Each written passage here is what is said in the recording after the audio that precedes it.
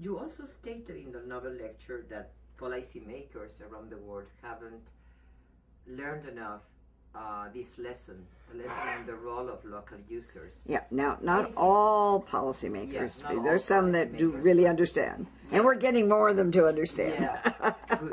But some of them, I mean, why is it so? And what well, because the theoretical models that we've been using are that the people who are out there fishing or collecting firewood or things of this sort don't have any good knowledge and are selfish and want to use up the resource. So the models, I saw social scientists that have created theories that people are using, and the dominant theory was that people couldn't do it themselves. So do you think civil society or academia can do something about it? I mean, to change policy orientation? Well, hopefully we will. What I'm trying to make sure is that people realize we're not saying that citizens always will take care of things. We're not. But there are ways of facilitating so that if we go to Oaxaca and the Usachi communities, with an NGO like it has made a permanent home in the area, that NGO is providing technical knowledge of very substantial order that complements the indigenous knowledge of the Zapotec people.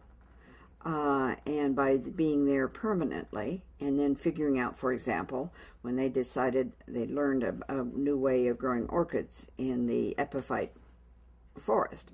Well, if you are way in the hills, in the beautiful hills like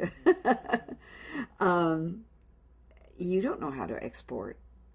That is one kind of knowledge that is not indigenous, how to go through all the export and all the forms and all the rest.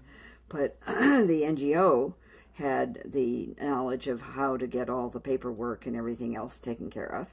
And so not only did they help develop a way of using the epiphyte forest to grow orchids without cutting the trees down, they then found a way of getting income back to the Usachi people from selling orchids, and that's substantial income. And thus, it's the two put together that made the difference.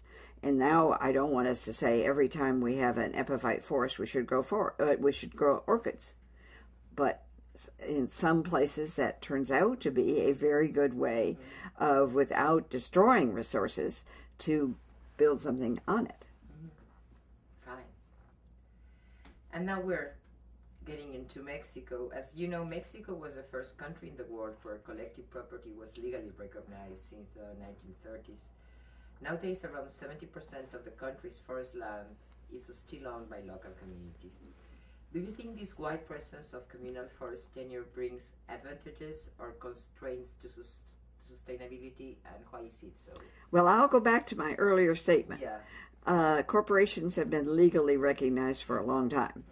And while they're private corporations, the owners of shares are very much like joint owners. That's what they're called, owners. We then frequently have just corporate leadership, and the stock owners don't do much. But very large stockholders sometimes go to the meetings, sometimes raise all sorts of problems and questions. And so the first legal recognition of common property, well, what is a marriage? So marriages have common property, and then they may have 5 or 6 or 10 or 11 kids. And so you can have a very substantial. So it was the first recognition of community property in quite the way it was characterized. Yeah. And what is happening in some parts of the world is that more and more indigenous mechanisms are now being recognized. Okay, my lecture on that is over. But what is very exciting is the extent of forest land in Mexico that is overtly owned by communities. That is bigger than any other country in the world. And there are very exciting things going on, not everywhere. And so then the question is, how does one try to help locals where some elites have taken over, and elite capture can happen in a communally organized forest as well as a private company or as a government. Well, thank you. And to continue on the theme, which advantages and disadvantages for forest conservation do you think have governmental protected areas over community forest management and vice versa? What may happen with government protected is that in areas where there are not indigenous people who have a long-term interest, they may be able to take a very large area and put it under regulation and not let anyone new in. And so there are some very well-organized government-protected areas, and especially if there may be some unique biodiversity that is very hard to recognize and needs a lot of care. So in some cases, some of the tiger reserves or other reserves that were related to mobile biodiversity were very important because you were getting down to very, very small populations.